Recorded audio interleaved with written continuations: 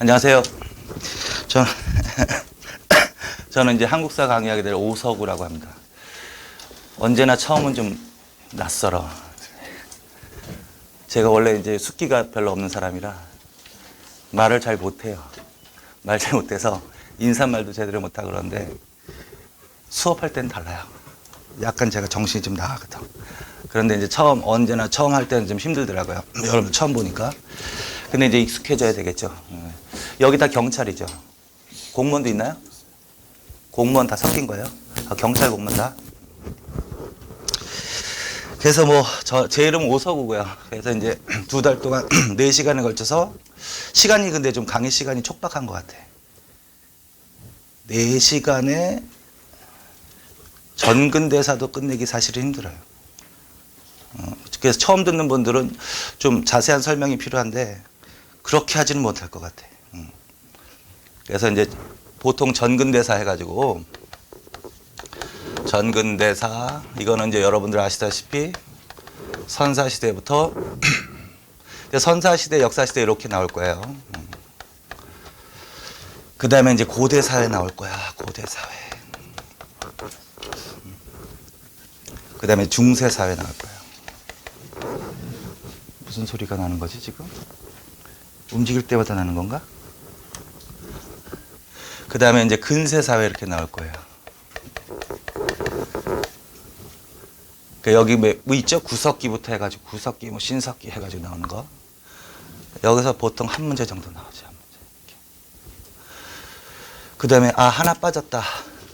국가의 형성 해가지고 물론 이제 이 역사시대에 국가가 나와. 역사시대에 국가가 나와. 그래서 우리나라 최초의 국가가 뭘까요? 고조선. 그래서 뭐 고조선부터 해가지고 그 다음에 부여, 고구려, 옥조, 동해, 사만 요 나라들 그거 말하는 건데 거기서도 한 문제 정도. 일단 개략 설명을 드리는 거야. 그 다음에 고대사회는 어디를 말하는 거냐면 여러분들이 아시는 삼국시대 있죠. 삼국시대. 삼국시대하고 신라가 통일을 했지. 근데 그때 통일신라시대라고 안 하고 남북국시대라고 한다는 거죠. 그것도 의미가 있는 거야. 왜 그러냐면 그 당시에 통일신라시대 사람들은 그 당시 신라인들은 통일신라시대라고 불렀겠지 물론. 근데 이제 쫙 보니까 고구려를 계승한 나라가 30년 고구려 망한 후에 30년에 고구려를 계승한 발해가 섰거든. 그래서 후대 역사가들이 그때 발해사는 좀 등한시 됐어.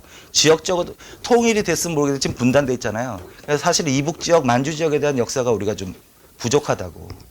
그냥 관심을 좀 덜한 거지 사실은. 남쪽의 신라 위주의 사회로 이제 온 거.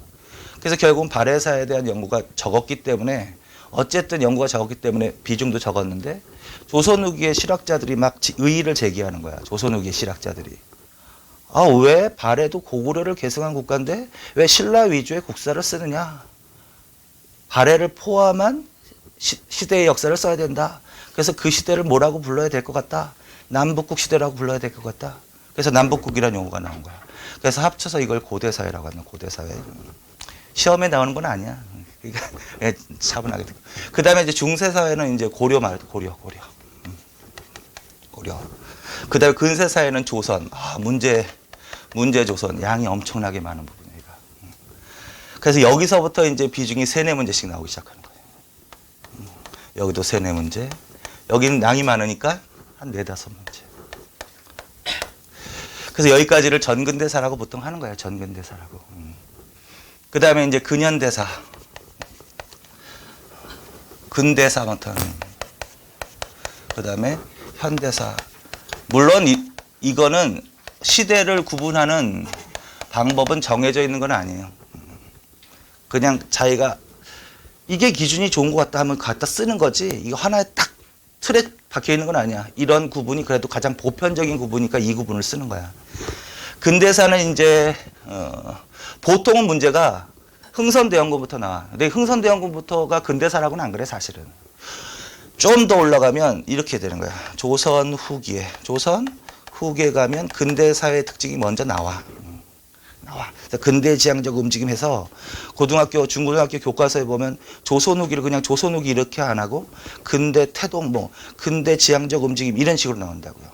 그런데 우리나라 역사를 좀 더 발전적으로 보려는 어떤 의식이 있는 거야. 자, 그래서 어쨌든 이때부터 나오긴 하나, 그래도 끊어서 공부를 하자고 그냥. 그래서 흥선대원고부터 나와요. 흥선대원고부터. 고종의 아버지. 그래서 흥선대원군의 정책부터 해가지고 쫙 해가지고 요게 이제 가서 우리나라가 1910년에 어떤 일이 있지? 그렇죠. 강제 병합되죠. 합방. 일제 강점기로 들어가죠. 그래서 요 흥선대원군 집권 이게 이제 1863년에 집권해서 여기의 부분이 하나. 그래서 여기에 이제 주요 사건이 있으면 그거 정리해 놓고 흐름별로 특히 근대사는 흐름이 중요해요. 그 주요 사건. 근데 그게 제일 한 80% 거기서 나오는 거고 기타 이제 간혹가다 경제 부분, 사회 문화 부분 거기서 이제 한 문제씩 나오는데 그게 좀 어렵다. 왜냐면 보통은 안 보거든 잘. 그렇다고 해서 한두 문제 나올지도 안 나올지도 모르는 한두 문제에 맞추기 위해서 또 공부하자니 또 부담되는 것 같고. 그러나 저의 주장은 다 해라. 다 하는 게 좋다. 자, 그다음부터는 1910년부터 1945년까지 요게 딱 일제 강점기라고 하는 거죠. 일제 강점기. 그래서 여기까지를 근대사라고 보통 하면서 문제를 내는 거예요. 근대사. 여기서 한 4문제. 많으면 5문제. 그다음에 현대사는 그럼 어디부터일까요? 해방 이후 지금까지. 그래서 여기서도 한 문제 내지는 2문제. 근데 이거는 시험마다 달라요. 여기 내가 맨 처음에 뭐냐면 경찰 시험을 준비하시는 분들은요. 오히려 근현대사 비중이 별로 많지 않아. 오히려 여기가 더 많이 나오는 경향이 강해. 경찰은 여기 삼국시대 있죠. 여기서부터 해가지고 요 세 부분이 집중적으로 나오는 부분이란 말이에요. 그리고 딱 보니까 경찰은 한 5문제 나오더라고요. 여기 합쳐서 5문제 정도. 3문제, 2문제 이렇게 나오거나 4문제, 1문제. 보통은 1문제, 2문제. 그러나 공무원은 조금 달라질 수 있다. 다른 일반직 공무원 준비하시는 분들은.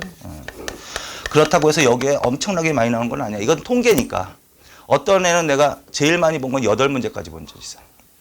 근데 그건 어쩌다 한 번 나온 거고 대부분 그렇게 나오지는 않고 한 많으면 6문제, 5문제 요 정도. 그러니까 같은 비중으로 같이 하시면 돼요. 같은 비중으로. 공무원은. 여기까지 좀 눈여겨서 보시면 돼.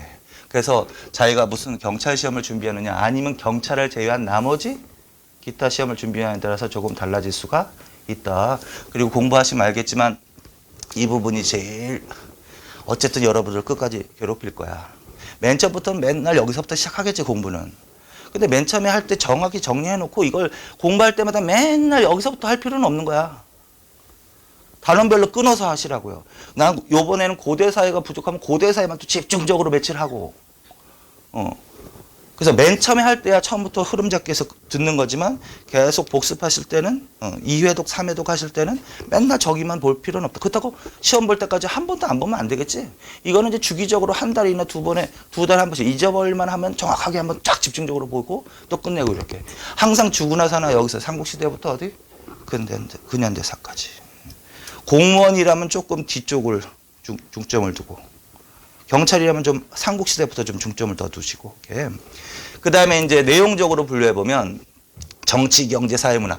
그래서 한국사가 어려운 거예요. 사실은. 저도 모르는 게 태반이에요.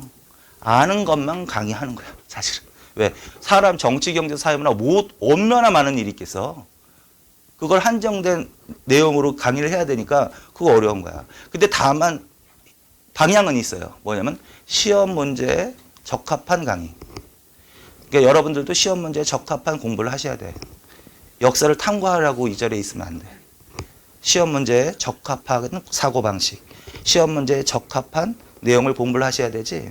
그러니까 공무원 시험은 기본 개념 잡고 좀 넓히는 건 좋은데 기본 개념을 잡고 들어가긴 들어가야 되는데 너무 심도 있게 싹 들어가 버리면 안 돼. 그러면 토론을 하게 되거든, 사람이.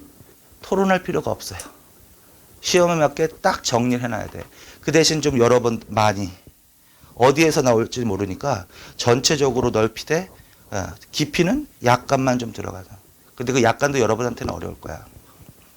왜 그러냐면 제가 다른 데서 막 강의하다 보니까 요새 분들이 중고등학교 때 공부를 좀 잘못 배우신 것 같아. 그래서 뭐 그렇다고 저희 때는 잘 배웠다는 얘기는 아닌데 저희 때는 뭐 학원 다닐 것도 없고 맨날 교과서만 해서 교과서만 수십 번 읽었거든. 맨 처음 읽으면 몰라요. 근데 한 번 더 읽고 한 번 더 읽고 한 번 더 읽고 알 때까지 읽는 거야. 그러면서 스스로 이제 깨우치게 되거든. 근데 요새 분들은 너무 편리하잖아. 다 이렇게 주잖아, 자료를. 그리고 공부할 양도 정해주잖아. 요것만 해, 요것만 해, 요것만 해. 그래서 익숙해서 그런지 몰라도 스스로 학습하는 능력이 좀 떨어지더라고. 요새 분들이. 그걸 많이 정말 느꼈어요. 옛날 어르신들, 저 또래나 좀 하신 분들은 좀 공감하실 거야. 그리고 독해 능력이 좀 떨어져요, 독해. 책을 많이 안 읽으셨는지 모르겠지만, 한글이야. 분명히 한글을 하고 있거든. 근데 한글을 이해를 못 하시는 분들이 꽤 있더라고. 그러니까 결국은 뭐 외워야 되는데 뭐 한글 자체도 이해를 못 하는데 어떻게 공부를 해? 그러니까 본인이 알 거야, 자기의 그 수준을. 응? 자기의 능력이나 현 수준을 아실 거야. 그래서 결국은 뭐냐면 자기가 남들보다 좀 수준이 떨어진다. 떨어진다는 얘기는 좀 공부한 것도 경험도 많이 없고 어떻게 하는지 모르고 그러면 남들보다 더 노력을 해야 된다는 거지. 그래서 한국 사람은 다른 게 아니라 어쨌든 뭐 이렇게 하다 좀 빠졌는데 자 그래서 정치, 경제, 사회, 문화 이거 하다가 지금 3,000% 빠진 거죠. 그래서 정치, 경제, 사회, 문화 이렇게 나와 있거든. 근데 물론 이제 중점은 요 정치하고 문화가 요새 정치하고 문화. 경제, 사회는 그렇게 내용이 많지 않아. 특히 초반일수록은 많이 없어요. 경제, 사회가 많아지는 부분이 일단은 조선이야, 조선. 조선은 전기 후기 해가지고 경제사에도 물어볼 게 굉장히 많아. 그러나 그 앞부분은 나올 수 있지만 양이 많지는 않아. 그러니까 기본적인 사항만 정리해 놓으면 되지 뭐 엄청난 부담은 가질 필요는 없다. 그런데 이 정치 경제는 내용도 좀 많거니와 빈출되는 부분이야, 이 부분이. 그래서 특히 경찰은 이 부분이 주로 나오고 공무원부 시험 보는 분은 이 부분까지 다요. 그러니까 어쨌든 일반적 공무원 준비하신 분 전체적으로 공부하실 필요가 있다라는 거예요. 자, 그래서 보통 이렇게 돼 있다. 그래서 정치 내용적으로는 정치, 경제, 사회, 문화. 그리고 요새는 정치하고 특히 뭐 문화 편이 좀 빈출된다고요. 특히 지방직 준비하시는 분들 있죠. 지방직 준비하시는 분들은 요 문화 편에서 조금 더 깊게 나온단 말이에요. 근데 문제는 여기 좀 어렵다라는 거지. 근데 나는 항상 주관이 그래요. 어려운 건 없어, 이 세상에. 어려운 건 있어도 알 때까지 보면 알아. 마켓 터널을 들어갈 때 두렵지만 끝이 있다라는 걸 알면 두렵지 않아. 좀 참으면 나가니까. 공무원 시험이 그런 거야. 무한정 평생 공부할 게 아니에요. 1년만 잡으세요, 일단 1년. 1년만 딱 잡아서 하루에 공부 시간을 정해놓고 그러니까 절대적인 공부 시간, 이 시간을 좀 할애하는 게 좋아. 그러려면 생활 단순하게 해가지고 그렇게 1년만 하시면 근데 그게 어렵거든. 그게 어려워. 그래서 이건 장기적인 싸움이니까 당장 공부 열심히 하고 잘 된다고 해서 막 너무 오버페이스 하면 나중에 질리고 지치고 분명히 지쳐요. 한 달도 못 가서 지쳐. 그러니까 중간중간에 쉴 수도 있어야 돼. 근데 그건 주말이나 일요일 같은 데를 이용해서 잠깐 쉬고 다시 재충전해서 월요일부터 쫙 해서 금요일까지는 공부를 하시고 이런 식으로 하셔야 되니까 그래서 어쨌든 양이 많지만 내용적으로는 이 부분을 좀 정리를 하시고 조선시대 가면 이 부분도 조금 공부를 하셔야 될 것 같다. 자, 그래서 이렇게 해놓고 그다음 아직 교재가 안 나와서 지금 프린트로 드린 건데 제 교재를 요번에 이름을 접어서 제 나름대로 3단계라고. 무슨 말이냐면 이게 출제 유형이 꽤 오래됐지. 문제 유형은 사료 지문형이야 일단.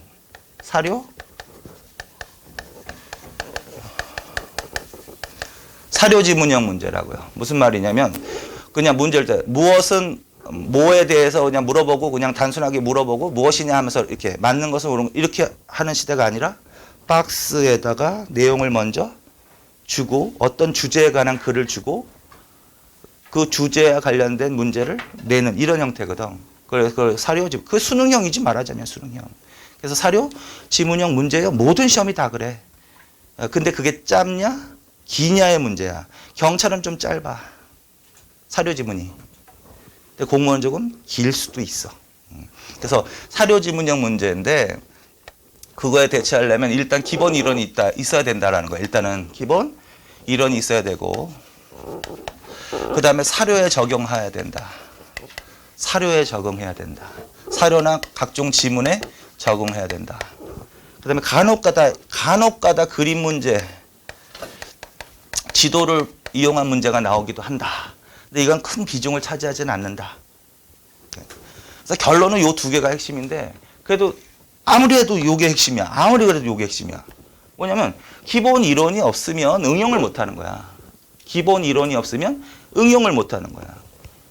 기본 이론이 있어야 사료 지문을 읽으면서 키워드, 키 문장, 그게 눈에 확 띈단 말이야. 이게 확실하면 확실할수록 이게 더 띄어. 이게 어중간할 때 글을 읽을 때 아무것도 눈에 안 들어오는 거야. 기본 이론이 확실하면 확실할수록 동묘역이다, 동묘역이다, 동묘역이다, 여기 동묘역에서 내렸죠. 동묘역이다, 동묘역이다, 동묘역이다라는 걸 확실히 알수록 신설동이면 아 내릴 때가 아닌데 아는 거지, 그지? 동묘역이다, 잠꼬대까지 해서 동묘역이다, 동묘역이다. 근데 마침 졸았어. 딱 이랬더니 눈에 확 띄는 거야. 동묘라고 밖에 바로 내리는 거지. 그런 거야 이치가. 그러니까 기본 이론이 확실히 된 사람이 결국은 사료 지문도 잘한다. 그러니까 이건 테크닉의 문제니까 이거는 나중에 해도 된다는 거야, 내 말은. 그래서 기본 이론. 근데 이 기본 이론이 만만치 않게 양이 많단 말이에요. 그래서 결국은 양이 많은 거를 어떻게 효율적으로 공부하느냐. 그건 도표화밖에 없다라는 거야, 도표화. 그래서 다 도표화 시켰어요, 도표화. 그냥 지문으로 쓴 것도 있지만 많은 내용을 어떻게 도표식으로 해가지고 내 이론을 집어넣었다고 지금. 자, 그래서 교과서를 받아보시면 크게는 저 주제대로 이런 식으로 돼 있을 거야. 이게 이제 한 많아야 250페이지밖에 안 돼. 응? 제 생각에는요, 이것만 달달달 외우고 이해해도 시험장에서 웬만한 문제는 다 풀 수 있게끔 해놨어. 그러니까 저를 믿으시고 이것만이라도 일단 이것만 하는 거야. 이것만. 이것만 10회독 하지 뭐 250페이지 10회독 하기 어렵나? 알든 모르든 그거는 상관없는 거잖아요. 어렵지 않죠? 뭐 100번은 못 읽어? 그렇잖아. 알든 모르든이야. 어떤 사람은 맨 처음부터 읽어 나가면서 모든 걸 다 알아야 된다는 식으로 막 읽어. 그렇게 되지 않아 사람이. 그냥 맨 처음에는 무슨 내용인가 암기한다는 생각하지 말고 이게 무슨 말인가를 이해하면서 정독하면서 그냥 읽어 내려가는 거야. 어디까지? 끝까지. 그러면 하나라도 남겠지 뭐 하나라도. 그럼 한 번 더 읽는 거지 뭐. 그럼 2개라도 남겠지 뭐. 아 이거 극단적인 예를 든 거죠. 설마 하나 남겠어요? 한 10%는 이해하겠지. 그러니까 자꾸 반복하다 보면 그런 거야. 그러니까 맨 처음에 모른다고 여러분들 실망하거나 그러면 절대 안 되니까. 포기하는 법을 먼저 알면 안 돼. 해서 끝까지 내가 어떻게든 해야 되겠다는 그 의지가 있어야 돼. 근데 그거 책 읽는 거 어려워요. 내가 쉽다고 얘기하는 거 아니야. 어려워. 근데 그걸 해야만 붙어. 그만 해야지 뭐. 길이 있는데. 그래서 앞으로 수업도 이것만 주로 할 거야. 일단 요거 위주로만. 그래서 근데 이것도 다 할 수가 없으니까 중요 사항 위주로 판서 위주로 해야 될 것 같아. 그러니까 미리 여러분들이 좀 예습, 복습을 좀 해오시고 250페이지 예를 들어서 한 800페이지 되는 이론을 250페이지로 요약해놨으면 이거 다 중요한 거 아닐까요? 그렇죠? 다 중요한 거야. 그러니까 문장에 익숙해져야 돼. 문장에 익숙해지면서 그리고 이 안에서도 이해만 하면 안 되고 또 암기가 중요하거든. 그러니까 결국 시대 흐름이나 순서라든가 어떤 개념 자꾸 내가 까먹는 거는 포스트잇 같은 거 있죠. 포스트잇 같은 거에다가 그거 딱 붙여서 그거 볼 때마다 다시 한번 보고 넘어갈 수 있게. 그래서 책에다 무슨 작업을 같이 해나간다? 단권화 작업을 같이 해나가야 돼. 단권화. 그래서 기본 이론을 읽으면서 시험 보기 전까지 무슨 작업까지 여기다 같이 해놓는다? 단권화 작업까지. 그래서 어떤 식이냐면 시험 보기 전에 한 일주일 남았다. 그러면 예를 들어서 5과목이면 처음부터 끝까지 5과목을 한번 훑고 들어가야 되거든. 그때 아주 효과를 발휘하는 게 단권화된 거지. 이미 공부를 다 해갖고 한 80% 이상 소화를 시켰고 그러면 모르는 부분만 체크하면 될 것이고 그렇지?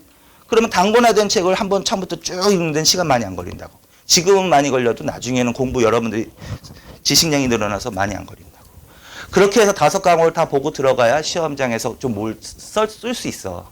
그렇지 않으면 막 헷갈리고 해가지고 이게 답이 손이 안 나가. 벌벌벌 떨기만 하다 나와요. 어려운 문제 하나 딱 나왔다? 그럼 식은땀 쫙.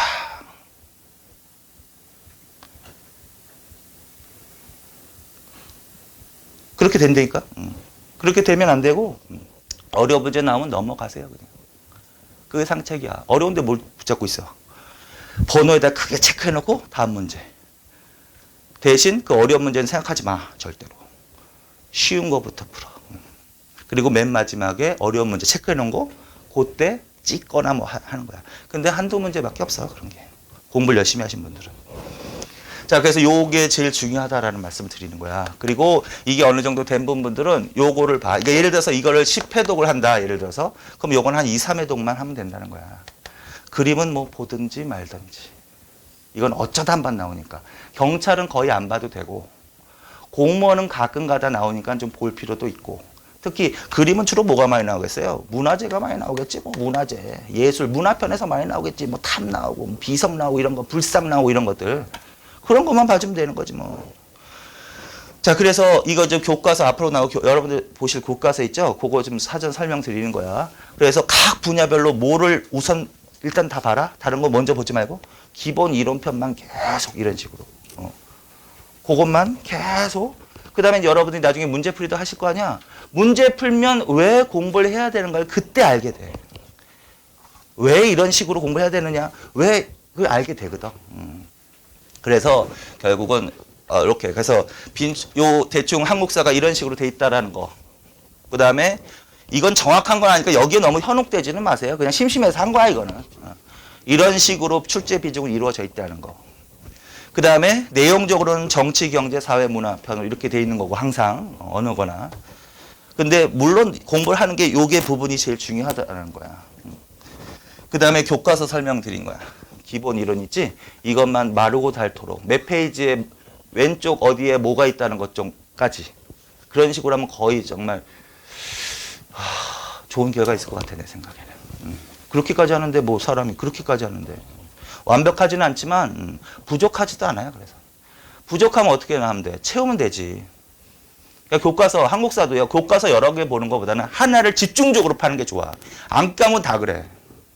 여러 개를 볼 수가 없어. 왜? 뭘 알아? 남는 게 없는데. 본공 같은데. 본공 같은 걸로는 시험 문제를 못 풀어, 절대. 하나를 집중적으로 수백 번 해가지고 내가 거기에 있는 뭐 글자 수까지 외울 정도로 계속 반복적으로 보시면 그 다음에 다른 책을 봤을 때 눈에 확 들어와. 요건 없는 건데? 요건 있는 건데? 이거 확 들어온다고. 그럼 없는 것만 어떻게? 여기다 옮겨. 포스트잇에다 써서 그게 단권화 작업이라는 거죠. 근데 그렇게 많지는 않을 것 같아 내 생각에. 이것만 하면. 자, 그래서 첫 시간이라서 조금 오리엔테이션 비슷하게 드린 거야. 자, 그래서 이렇게 되고 그러나 이제 결과는 여러분들의 마음가짐이야. 일단 기본적으로 뭐 공부가 쉽든 어렵든 여러분들이 하고자 하는 의지, 꼭 해야 되겠다는 의지가 없으면 이건 아무리 내가 떠들어도 소용이 없는 거고. 그래서 반드시 목표의식을 가지십시오. 목표의식. 합격해야 된다는 목표의식. 그 다음에 여기서 끝난다고 구체화시켜야 돼요. 구체화. 구체시키면 뭐냐면 계획표를 짜라는 거야. 계획표. 목표의식만 계속하면 목표의식은 어떻게 돼? 자꾸 시간이 흘러가면 이게 얕아져. 행동을 안 하는 목표의식은 필요 없어. 그래서 해야 되겠다. 지금 목표의식은 굉장히 강할 것 같아 지금. 그렇지? 그런데 이걸 행동하지 않으면 목표의식이 점점 사라지거든. 그래서 구체화시켜서 뭘 짜라? 계획표를 짜십시오. 계획표. 계획표는 뭐냐면 총 시험 일수 있죠. D-Day 며칠 남았다. 그것도 있지만 일단 하루 계획표부터 먼저 짜는 거야. 하루 계획표. 하루 24시간대 본격적으로 잠은 몇 시간 자고 그 다음에 공부 시간은 몇 시간을 잡고 그걸 짜놔야 돼. 그래서 공부가 되든 안 되든 될 수 있으면 그걸 지키자. 여러분들은 지금은 생각과 몸이 따로 놀 거야. 왜? 생각은 공부하고 싶으나 몸이 많이 안 따라줘. 머리도 많이 안 따라주고. 왜?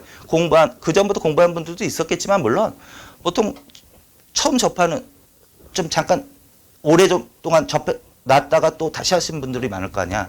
그러면 맨 처음에는 이게 몸이 안 따라준단 말이야. 아침에도 기계처럼 못 일어난단 말이에요. 그래서 결국은 강제적으로 할 수밖에 없어.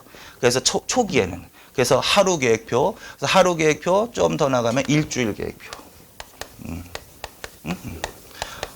그 다음에 한 달. 이런 식으로 해서 하루 계획표, 그 다음에 일주일은 월, 화, 수, 목, 금까지는 여러분들이 딴짓 안 하고 공부만 하셔야 돼요.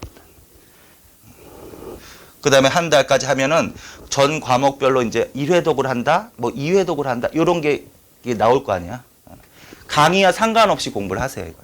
강의가 요만큼 나갔다고 해서 요만큼만 하루 공부하고 그러지 마. 쭉쭉 나가세요. 쭉쭉. 암기 과목은 여러 번 보는 게 좋다. 그러니까 쭉쭉 나가세요. 알든 모르든. 자, 그래서 결국은 이거 그러려면 이제 절대적인 공부 시간을 빼야 되거든. 그래서 생활을 단순하게 하세요. 무슨 말이냐면 조금 공부 외에 공부에 좀 지장이 되는 일은 될 수 있으면 하지 않으셨으면 좋겠어요. 시험에 합격하기까지는. 왜냐면 중간에 리듬이 끊기면 또 공부 처음부터 하기 어려워. 몇 년 동안 공부해도 한 달만 쉬었다가 공부하면 또 어렵거든. 몇 년 동안 공부하고 한 달 쉬고 공부하려면 어려운데 공부한 지 얼마 안 됐는데 자꾸 중간에 리듬이 딱딱딱 누구 친구 만나고 내 말은 그거야. 친구 만나고 뭐 가고 문자하고 이런 거 안 하셨으면 좋겠다는 거야. 뭐 하면서도 잘하시는 분은 있어. 근데 보편적으로 내가 못해서 내 경우를 말하는 거야. 나는 하나 외에는 여러 가지를 못하는 스타일이라. 그래서 단순하게 해야지. 그러니까 학원, 뭐 도서관, 아니면 집 이렇게 반복적인 생활 그런 생활을 하셔야지만 이게 가능하거든. 그리고 이런 식으로 꾸준히 열심히 하셔야지만 결과도 좋을 수 있다. 이렇게. 자, 그래서 앞으로 저도 열심히 할 거지만 여러분도 조금 해야 된다 목표의식만 갖지 마시고 오늘 당장 가셔가지고 작전을 짜시고 근데 오늘부터 처음 공부 시작한 분들은 올 상반기나 뭐 올해 시험은 조금 힘들 것 같기도 해. 객관적으로 봤을 때 합리적인 목표가 중요해. 내가 공부 한 2개월에서 합격해. 이거 운전면허 시험도 아니고 운전면허 시험도 그렇지 않은데 그런 생각은 버리세요. 일단. 최소한 6개월 이상은 해야 돼. 최소한 6개월 이상. 그러려면 합리적인 계획을 짜야 되는 거야. 빨리 붙고 싶다고 해서 자기 능력도 안 되는데 나 요번에 붙을 거야. 한 3, 4월에 붙을 거야. 절대 그럴 일은 없을 것 같아. 그러다가 또 학교 안 나오면 어떡하지? 그런 분들은 어떤 분들이 있냐면 그 전부터 공부를 어느 정도 해놓고 몇 개월 동안 정리하고 가서 붙는 거지 처음 해서 그런 분은 거의 없어요. 그리고 어떤 사람들은 난 공부도 안 했는데 합격한 사람들 공부도 별로 안 했는데 합격했다는 건 다 허튼 소리라고 생각합니다. 저는 공부 안 했는데 어떻게 합격을 합니까? 안 보이는 데서 엄청나게 노력한 사람들이에요. 노력해야 돼. 그리고 다시 당부를 하지만 당장 모른다고 해서 포기하면 안 돼. 알 때까지 보는 거야. 우리는 끈기 알 때까지 물어봐서라도 알 때까지. 해독수가 중요해. 공무원 시험에서는 해독수 이렇게. 심화시키는 거, 구체화시키는 심장에 박는 거 이런. 특히 암기 과목은 한국사뿐만이 아니라 다 그래. 영어도 암기 과목인데 내가 생각할 때는. 그래서 그런데 영어는 좀 제껴 넣어서라도 나머지는 거의 다 암기 과목이잖아요. 그거는 이런 식으로 계획 짜서 그 다음에 찔끔찔끔 하는 것보다는 집중적으로 쫙 하고 다른 거 하고 쫙 이런 게 좋아. 한국사 5페이지, 10페이지 읽고 또 다른 거 또 10페이지 이런 식으로 공부하면 남는 게 없어. 한 50페이지 쫙 읽고 또 다른 것도 50페이지 쫙 읽고 그러니까 하루에 2과목 이상 공부하기는 좀 힘들어. 자, 그래서 이제 쓸데없는 말이 될 수도 있고 그랬는데 그래서 처음이라서 이런 얘기를 해드린 거고 이제 합시다 그럼 공부를. 자, 그래서 오늘 프린트 받으셨죠? 그래서 선사시대, 역사시대, 개관이라고 나뉘는 거 있죠? 그걸 이제 전체적으로 도표화 시킨 거거든? 거기서 이제 한 문제가 나오는 거야. 거기서. 그래서 이제 보십시오. 그냥 구석기 시대는 이제 무슨 시대라고 한다. 그냥 무리사회. 판서는 쓸 필요 없어. 여기 다 나와 있는 거니까. 이해만 하시면 돼. 무리사회라고 한다. 그냥 무리지어 돌아라는 거야. 그래서 구석기 시대 사회. 이것도 뭐야? 정치, 경제, 사회, 문화로 나눌 수 있는 거야. 근데 아직 정치가 나타나지 않았기 때문에 그냥 사회라고만 한 거지.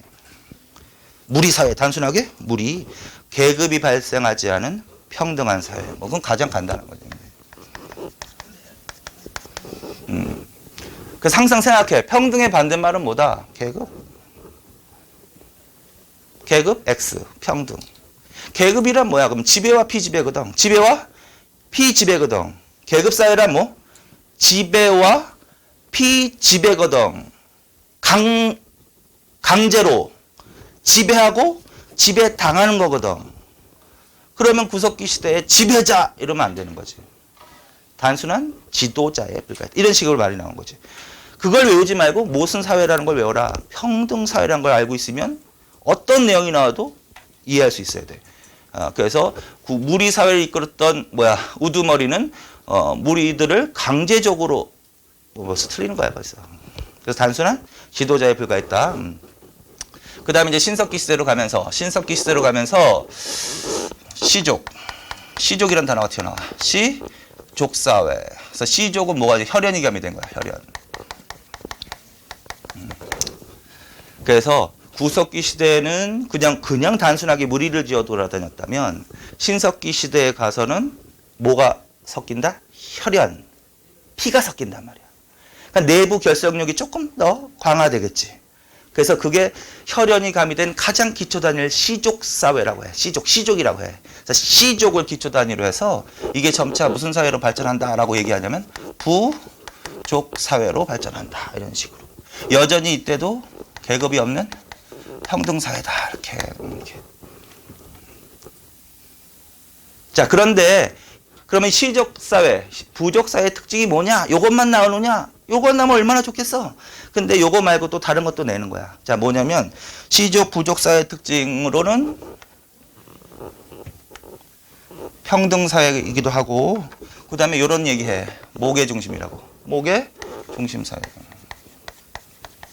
아버지는 모르지만 엄마는 알아. 모계 중심. 그럼 모계 중심의 반대말은 뭐예요, 그럼? 부계 중심이겠지, 뭐. 부계 중심? 아닙니다. 모계 중심입니다. 그러면 신석기 시대 딱 물어보면서 남성 위주의 사회.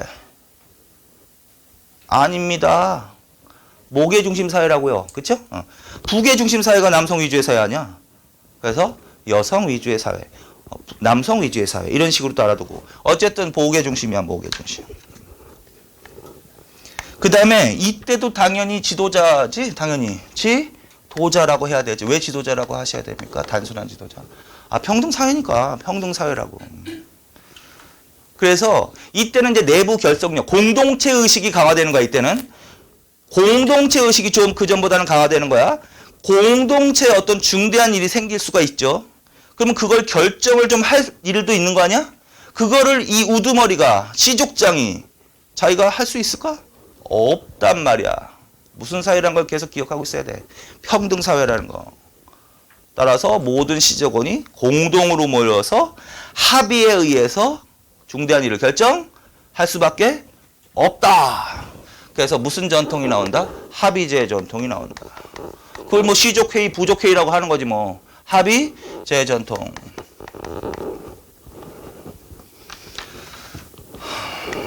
자, 그 다음에 이건 이제 경제하고도 관련이 있는데 이때는 채직경제예요. 채직경제. 그래서 먹이를 찾아서 돌아다녀야 되는 이동생활을 하는 채직경제야. 근데 이때 중대한 일이 생기는데 이때 이제 신석기 혁명이라고 해서 생산경제가 시작이 돼.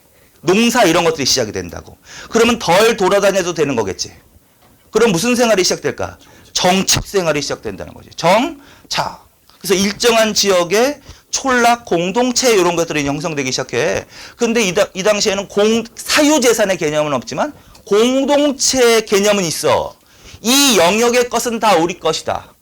그럼 저 지역에도 또 공동체가 있을 거 아니야? 그러면 저 지역의 것은 다 자기네들 것이다. 이런 식으로. 그래서 각 영역별로 경계가 생기는 거야. 경계. 그래서 이웃 영역을 침범하면 안 되게 돼 있는 거야. 침범하면 배상하게 하는 제도 뭐 이런 게 있었다 이런 얘기를 한다고. 그래서 시족 사회는 각 시족 부족별로 뭐 경계가 있으며 침범하면 안 됐어. 그러면 서로 교류한 사회는 아니지. 그걸 폐쇄적 사회 전통이라고 한다. 무슨 사회? 폐쇄적. 그럼 또 생각해 보세요. 폐쇄의 반대말은 뭐예요? 개방 아니야? 그래서 개방적 사회. 그러면 안 되는 거지. 폐쇄적 사회 전통이 있었다. 이렇게. 그래서 이런 것들도 나오는 거. 요거까지 나오는 것도 쉬운 거야. 그러니까. 그래서 이게 지금 무슨 시대의 특징이다? 신석기 시대 특징이다. 시족 사회. 평등 사회. 목의 중심. 합의제. 폐쇄. 그다음에 결혼 하나만 더 추가하자. 조개혼. 족외혼. 그러나 혼인만은 어떻게 했다? 족외에서 했다. 그럼 반대말은 뭐야 그럼? 족내. 자, 같은 시족원끼리 하는 거. 다른 시족원과 하는 거. 그걸 족외혼이라고 하는 거지 뭐 족이요. 그러면서 이게 부족사회로 확대되어 나가는 거야. 자, 그래서 여기까지. 여기까지가 어느 시대의 사회적 특징이다? 신석기 시대의 사회적 특징이다. 그러나 아직까지는 정치가 나타나지 않은, 계급이 나타나지 않은 평등 사회다. 그러면서 이제 또 북쪽에서 새로운 금속 문명이 전래되기 시작한다. 그게 청동기 문화다. 자, 청동기 문화가 보급되면서는 좀 달라지는 거야. 청동기 문화가 보급되면서는요, 지배와 피지배. 자, 일단 사유재산의 개념도 생기고, 사유재산의 개념도 생겨. 이것도 생산력과 관련있는데, 농사가 이때 시작이 돼서 이때 아주 본격화하거든. 그래서 생산물이 증가해. 그래서 잉여 생산, 남아도는 생산물이 그전보다 증가하면서 그것을 분배하는 과정에서 사유재산의 개념도 생겨. 사유재산의 개념. 그러면서 더 가진 자와 못 가진 자의 차이가 발생하는 거야.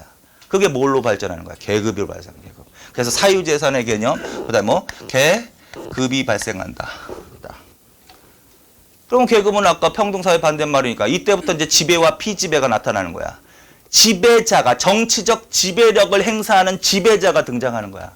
이 당시의 지배자를 보통 가장 보편적인 용어로는 군장이라고 부르는 거야. 군장. 군장. 그래서 군장. 그럼 군장이 다스리는 사회를 뭐라고 그랬을까? 군장사회라고 했겠지. 근데 이때는 이제 정치가 지배와 피지배의 형태가 계급이 발생했잖아요. 그 발생한 사회를 국가라고 하거든. 그래서 뭐가 출현한다? 군장, 국가라는 게 출현한다. 군장, 국가. 그래서 우리나라 최초의 군장 국가가 누구다? 고조선이 나타나는 거야. 청동기 문화를 배경으로. 사유재산의 개념, 계급 발생. 그래서 결국은 무리사회에서 시족, 부족사회로 갔다가 그 다음에 뭐 군장, 국가가 이제 발생하는 거야. 그러다가 이제 철기가 보급된다. 철기가 보급되면서는 각 지역의 군장 국가가 이제 정복 활동이 이때부터 나타나기 시작하는 거야. 그래서 여러 개의 군장 국가 뭉치기 시작한다고. 연맹체라는 걸 형성한다고. 연맹체. 그래서 각지에서 뭐가 점차 나타난다? 연맹체, 연맹왕국. 그거를 초기 국가라고 부른다. 초기 국가. 그래서 군장 국가 다음으로는 무슨 국가로 발전하는 거다? 초기 국가. 초기 국가. 자, 그럼 거꾸로 물어볼게. 초기 국가의 특징이 뭐야? 군장 국가 다른 점? 왕이 등장했어. 그건 더 알고 있는 거네. 일단 이게 나와야지. 연맹체, 이게 차이점이잖아. 군장 국가는 그냥 하나라니까. 그게 5개가 모이면 오부족 연맹체. 연맹체를 형성했다라는 가체가 바로 초기국가하고 군장국가하고 다른 점이야. 그러면 예를 들어서 5개가 군장국가가 뭉쳤어요. 그럼 그전에는 한 명의 군장이 각 국가별로 있었겠지? 얘네들은 각 자기 지역만을 대표했겠지? 근데 이게 느슨하게 연맹체를 형성했다는 얘기죠? 그러면 따로따로 활동할 거면 뭐 연맹체를 형성할 필요가 없잖아. 대외적으로 전체적으로 이거를 할 때는 전체를 대표하는 장이 나와야 되겠지?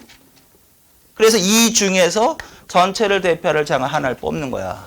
그 사람이 왕이야, 왕. 그래서 왕이 출현합니다. 아주 훌륭합니다.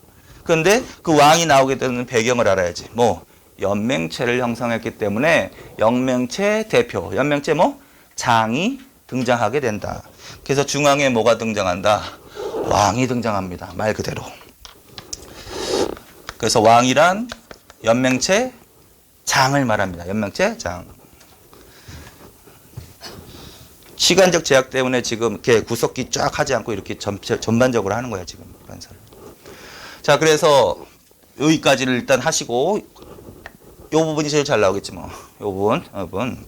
자, 그래서 이제 사회에 대해서 했어. 자, 그 다음에 이제 정치. 그 다음에 뭐야? 경제죠, 경제. 먹고 사는 일이다? 먹고 사는 일. 근데 그 전에 도구를 먼저 합시다, 도구. 인류가 이제 구석기 시대부터 도구를 사용했으니까. 자, 도구는 그냥 뗀석기라고 한다. 뭐? 뗀석기. 구석기 시대는 뼈도구나 돌도구, 석기를 사용했어요. 그런데 이제 뼈도구는 그냥 필요 없고, 그냥 석기는 석기인데 뭐? 뗀석기. 여기서 핵심 키워드는 뭐야? 떼어냈다는 거야. 가장 최초로 사용한 도구지, 인류가. 이건 좀 조잡스럽겠지. 거친 수법, 자연 그대로 대충 이렇게. 그래서 이거를 뗀석기라고 한다, 크게.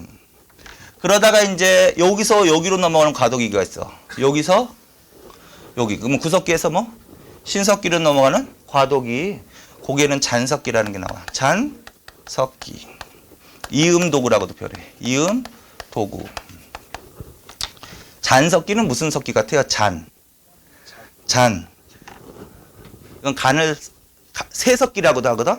간을 세자 써가지고 이거 뭐냐면 정교한 석기란 뜻이야. 뭐보다? 뗀석기보다.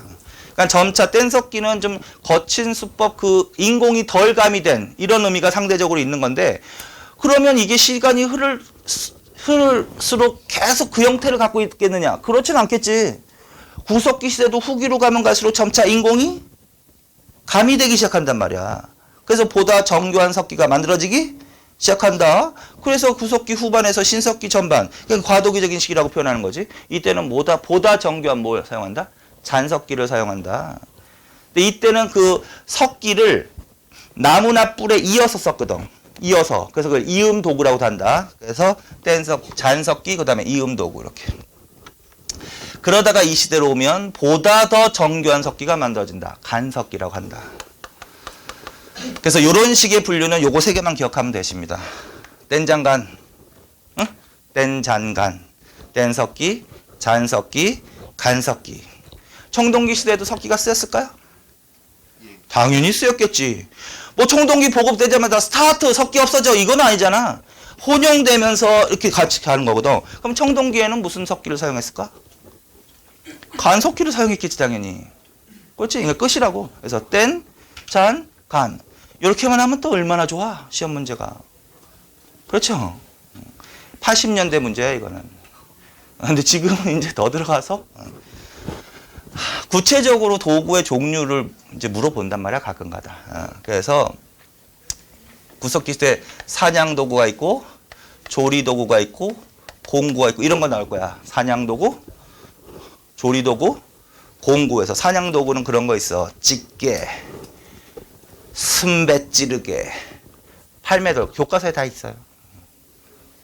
그 부분은 외워야 하는 부분이야. 도구는. 그러니까 외우셔야 될 부분이라고. 이 부분은 주먹도끼, 집게, 팔매돌, 순배 찌르게 이런 거 나온다. 집게 찌르게 뭐 사냥 도구 같잖아요.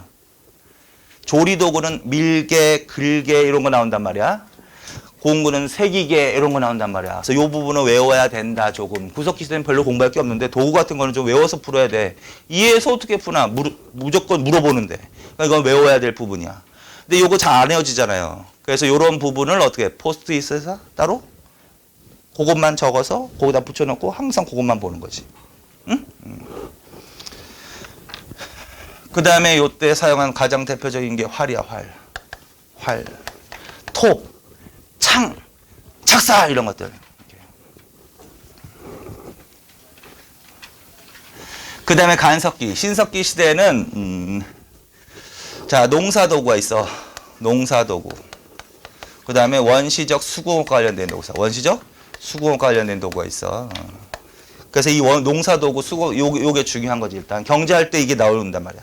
그 전에는 이게 없었는데 농사도구. 농사도구가 있다는 소리는 무슨 소리일까? 농사를 지었다라는 소리겠지. 그래서 신석기 시대에 농사를 지었는데 농사 도구는 그냥 리듬을 타면 앞에 돌자가 먼저 들어가. 돌갱이, 돌보습, 돌삽, 돌랏 이렇게. 앞에 뭐가 먼저 들어가? 돌자가 먼저 들어가. 돌갱이, 돌보습, 돌삽, 돌랏. 앞에 뭐가 들어가? 돌자가 먼저 들어가. 돌갱이, 돌보습, 돌삽, 돌랏. 앞에 뭐가 먼저 들어가? 돌자가 먼저 들어가. 돌갱이, 돌보습, 돌삽, 돌랏. 앞에 뭐가 들어간다고요? 돌자가. 돌갱이, 돌보습, 돌삽, 돌랏. 어느 시대? 신석기. 그 다음에 곡식을 가는데 갈돌, 갈판 이런 것들. 그 다음에 원시적 수공업은 뭐냐면 의복이나 금호를 만들어 사용하는 거거든. 의복이나 금옥을 만들면 뭘 짜야 되잖아. 바늘도 있어야 될 거 아니야. 그치? 실도 뽑아야 되고. 그래서 이제 바늘은 그냥 뼈바늘 하나야. 그냥 뼈바늘 하나고, 그 다음에 실을 뽑는 도구라고 여겨지는 게 가락바퀴 이름이. 방추차라고 하는 거. 가락바퀴. 도구. 도구는 외우셔야 되기 때문에 복습할 때 거의 그 부분을 가서 외우시라는 거야 지금. 다 쓰면 시간이 오래 걸려가지고 지금. 자, 그 다음에 토기가 나온다. 뭐가 나온다? 토기가 나온다. 이것도 이제 외우셔야 될 부분이야. 이 부분도. 토기. 토기의 제작은 신석기 시대부터 나오는 거거든. 대충 의미만. 토기를 제작하는 이유는 식량을 저장하는 데 쓰였을 것이다. 저장. 그래서 그럼 구체적으로 신석기 시대부터 그럼 이후에 토기가 나올 거 아니에요? 그러면 신석기, 청동기, 철기에서 토기 해가지고 또 물어본단 말이야. 섞이지 않게 정리를 해놔야 될 부분이란 말이야. 뭐 여러분들이 이건 들어보셨을걸? 제일 쉬운 거. 신석기를 대표하는 가장 대표적인 토기. 빗살무늬 토기. 청동기를 대표하는 민무늬 토기. 뭐 이런 거. 그게 가장 쉬운 거. 그래서 일단 어쨌든 토기 이렇게. 그런데 이제 신석기 시대에 그 토기를 제작할 때 표면에 새기는 무늬, 그 무늬에 따라서 시기를 나누기도 합니다. 그래서 그걸 전기, 중기, 후기라고 하는데 가장 최초로 만들어진 토기 하나 정도는 알아서요. 일은 민무늬, 일은 민무늬 토기라고 있어. 이것도 뭐 교과서에 다 있으니까 반드시 이 이른자가 붙어야 돼. 왜 그러냐면 이게 빠져버리면 그냥 민무늬면 청동기 시대 대표적인 토기가 돼버리거든. 일은 민무늬 토기가 신석기 시대 최초로 제작된 토기야. 민무늬는 무늬가 없다는 뜻입니다. 빗살무늬가 아닙니다. 따라서 신석기 시대를 대표하는 토기는 빗살무늬 토기지만 가장 먼저 제작된 토기는 아닙니다라는 거야. 그래서 이게 나오면 전기야, 전기.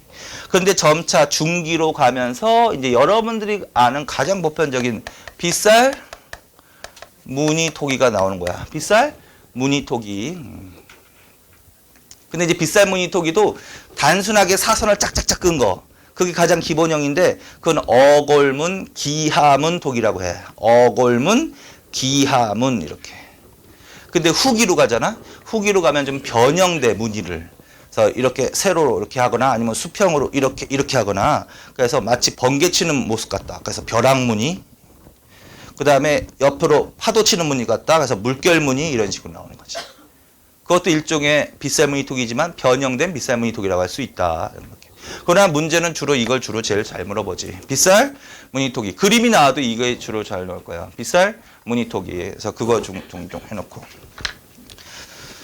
그 다음에 이제 청동기로 가면 석기도 있을까요? 없을까요? 있지, 당연히. 간석기. 가장 대표적인 거, 여러분이 제일 잘 아는 거, 실걸? 반달, 돌칼. 등으로 하자, 등. 반달, 돌칼. 그래서 청동기 시대 대표적인 도구로는, 석기로는 반달, 돌칼인데 이게 가장 대표적인 농사도구야, 농사도구. 자, 석기지만 어느 시대로 가야 된다? 청동기. 그래서 반달 돌칼은 청동기. 그래서 기타 반달 돌칼, 바퀴날 도끼, 홈자, 귀 이런 게 나올 거야. 근데 그 중에서도 반달 돌칼이 뭐 가장 중요하다. 그러면 이제 자, 근데 중요한 건 뭐냐면 요거 하나 더 있어야 된단 말이야. 무슨 도구도 있어야 될 것 같다. 청동으로 제작된 도구도 있어야 될 것 같다. 청동. 자, 요것도 잘 나오는데 비파형 동공과 비파형동공과 거친 무늬 거울이라고 해야 돼. 거친 무늬 거울 요 두 개. 요 두 개는 확실하게 기억하셔야 돼요. 그래서 청동기 초기 청동으로 제작한 청동 이건 검이고 이거는 청동 거울이거든. 그래서 비파형 동공과 거친 무늬 거울. 근데 우리나라 청동기 문화는요. 우리나라가 있었던 우리나라 사람들이 활동했던 지역이 독자적인 문화를 형성한 지역이 아니야. 외부로부터 문화를 다 수용한 거지. 청동 문화도 마찬가지거든. 그래서 청동 문화는 이런 식으로 표현한다. 북방계 청동 문화에 영향을 받았다. 그래서 무슨 계통이다 이거는 북방계통이라고 하는 거야. 북방계통. 자, 그래서 청동기 시대 대표적인 청동 유물로는 비파형 동공과 거친 무늬 거울이 있다. 이거는 우리의 독자적 청동 문화다. 북방계통에 영향을 받은 것이다. 북방계통에 영향을 받은 것이다. 이렇게 하셔야 된다. 그리고 또 중요한 거, 청동으로는 농사도구가 없다. 청동 농기구는 제작되지 않았다. 같이. 그래서 이 부분은 그러니까 지금부터는 좀 외워야 될 부분이 나오는 거야. 이거는 이해가 아니라 외워야 될 영역이란 말이에요. 이 부분은. 그 다음에 이때도 뭐가 나올 것이다? 토기가 나올 것이다. 근데 토기는 대표하는 토기는 민무늬 토기다. 민무늬 토기다. 그래서 뭐 저거 제일 잘 비교하지. 비싼 무늬 토기하고 민무늬는 뭐 무늬가 없는 거야. 무늬가 없는 거. 민무늬. 근데 이때 이거 하나 더 알아두시면 좋아. 미송리식 토기라고 있어. 미송리식 토기. 이거는 이제 양쪽에 손잡이가 달린 토기인데 이게 고조선의 대표적인 유물에서 나오는 거야. 미송리식 토기. 그래서 청동기 시대 토기는 한 두 개 정도는 민무늬 토기하고 미송리식 토기 그 정도는 좀 알아두실 필요가 있을 것 같다. 자, 그다음에 철기로 간다. 자, 철기로 가면 석기는 거의 안 물어봐. 이제 청동하고 철기가 물어보는데 이때는 이제 철로 철제 농기구도 나온다. 철제 농기구도 제작이 되고 철제 무기도 제작이 되어서 정복 활동이 더욱더 활발해지고 농업 생산량이 더욱더 증대되고 뭐 이런 식의 얘기가 나온다. 그리고 이때도 청동기를 사용했다. 초반에는. 근데 이때 청동은 이거야. 독자적 청동 문화. 독자적 내지는 토착화. 뭐 똑같은 말일까요? 토착화, 독자적 똑같은 말일까? 똑같은 말이지. 똑같은 말인 거야. 왜 그러냐면 외래로부터 영향을 받았잖아. 북방계통으로부터 영향을 받았잖아. 이거는 독자적 청동 문화는 아니잖아. 근데 이게 이제 시간이 흘러가서 소활한 거지. 소활해서 우리나라만의 독특한 형태의 청동 유물을 제작하더라는 거야. 자, 그래서 독자적 초착화된 자, 그건 뭐냐면 세형 동검이에요. 세형 동검하고 잔무늬 거울, 잔무늬. 상식적으로 거친 게 먼저 나오겠지. 그러다가 정교해지겠지. 거친 무늬 거울, 잔무늬 거울. 근데 이게 기본 형태가 뭐에서 발전해 온 거냐면 비파형 동검이 세형 동검으로 발전한 거야. 그래서 비파형 동검이 세형 동검으로 거친 무늬 거울이 잔무늬 거울로 이렇게. 그래서 이거는 분리될 수 없다. 세트라서. 그래서 항상 읽을 때 같이 읽어버릴 때 비파형 동검과 거친 무늬 거울. 그다음에 세형 동검과 잔무늬 거울. 시기를 물어보면 청동기, 철기. 의미를 물어보면 북방계통, 독자적. 그게 답이다. 이렇게. 그 다음에 청동의 의기화 현상도 나와. 청동의 의기화 현상. 이렇게. 이건 무슨 말이냐면 의기를 해석하면 돼. 의기는 의식용 그릇이야. 의식용 그릇. 의식을 지내는데 사용하는 그릇을 말한다. 의식용 그릇.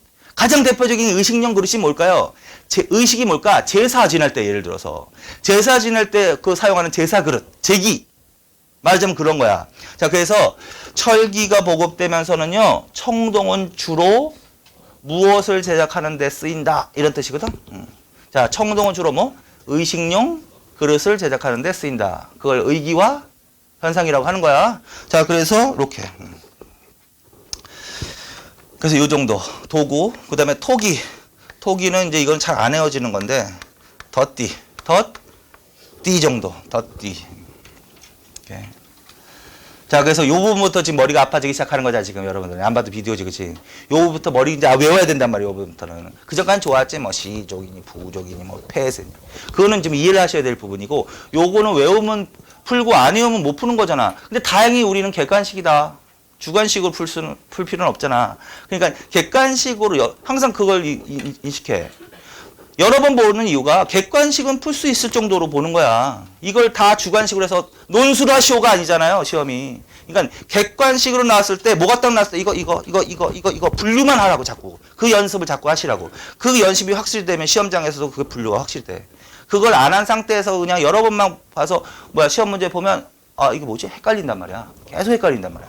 자, 그래서 요 부분은 도구 부분, 요 부분은 뭐야? 따로 포스트잇 같은데 도구만. 이것도 사실 필요 없잖아. 그냥 구체적인 거 외울 거. 집게, 찌르게, 팔매돌, 주먹도끼 이런 거 써놓고 그 다음에 뭐야? 돌갱이, 돌버스, 돌사 이런 거 써놓고 그걸 외워야 되니까. 그래서 요 부분이 조금 힘들어지기 시작한다. 여기까지. 자, 여기까지만 하고요. 좀 쉬어야 되겠다. 한 5분만 쉴까요? 예, 5분만 쉬세요.